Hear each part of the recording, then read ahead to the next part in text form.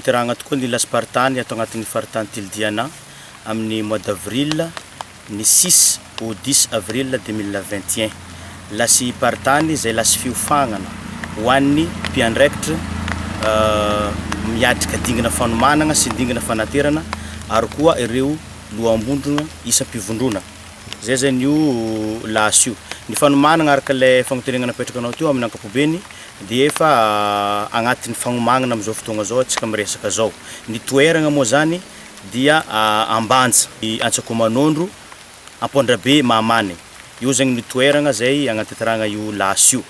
Ka ny zavatra zay omanigny ma zegny mazava ho azy amin'ny mahalaspartany azy, amin'ny mahalasy fiofagnana azy dia ny amin'ny ankapobeny mikasiky ny fagnofagna dia irô lay mpiandraikitra zay iofa no tegna mila mioma satria irô zegny no iofagna fa avy aty amin'ny mpagnofagna dia efa mametrapetraka ny amin'ny lafiny fagnofagnana zay hoentigny am'irô mpiandraikitra aby reo. Ny lohevitry ny lasy moa zany dia lasy fantaro zay nitsoagna avy tao amin'ny teny soratra masina araka ny voalazan'ny Tesalonianina voalohany 5:1-9 manao hoe fantaro ny zavatra rehetra azony mafy izay tsara dia lasy fantaro zany hoe ny fikambanana dia mila fantarana tsara indrindrandrindra ireo mpiandraikitra reo moa zany ny misy miatriky ilay dingana fanomanana dia mbola tsy mahafantatra zavatra amin'ny ankapobeny mikasiky ny fikambanana nefa ireo mpiandraikitra regny no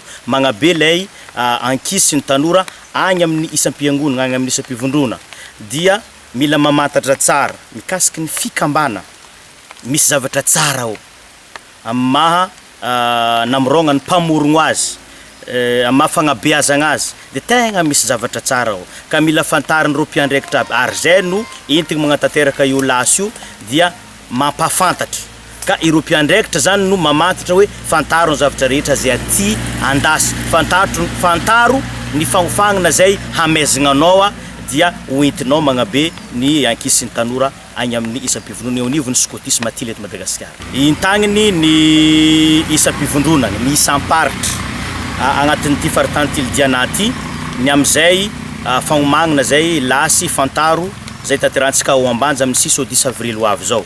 Anareo komity mpivondronana zay ray aman-drenireo mpiandraikitra reo amin'ny isam-pivondrona dia alefaso miofagna ny mpiandraikitra zay mbola tsy niofagna ao amin'ny fanomanana. Alefaso miofagna ny mpiandraikitra zay efa navita dingana fanomana ka niakatra dingana fanaterana dia mahazo miatriky io lasy io amin'ny avril.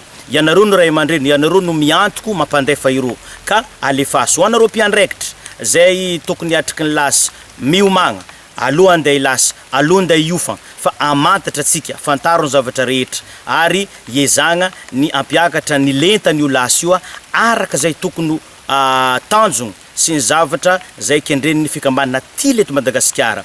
Intagniny ny mpampilasy, ny mpampiofagna jiabijiaby, ny ekipa paritany Tildiana zay tompony andraikitra voalohany ma-ekipy azy dia tsy tokony hiatriky ny fagnofagnana.